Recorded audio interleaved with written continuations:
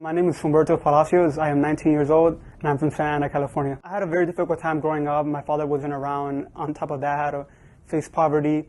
And it was difficult for me to interact with different people because I moved very often. So I was always having cultural shocks all the time. I ended up going down the wrong road and doing drugs at a very young age, like around 12. Thankfully, by the time I was 16, I was informed about this program called the National Guard Youth Foundation, in which I attended for 6 months, and that completely changed my life. I got started with the council because I was informed around when I was 18.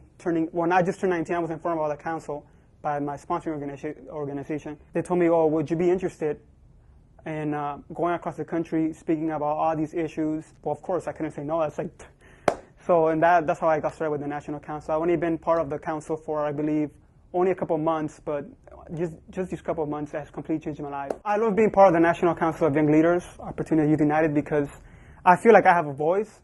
I speak for a silent majority out there, and I feel like I can have a voice and impact on the community going across the country, speaking about social, political, and economical issues affecting the country. So I feel like I have a huge responsibility, but I think the responsibility is worth it. In the end, you're making a difference and you're making a change. I think all the recommendations are significant in their own way. They're very essential to our community and to our nation.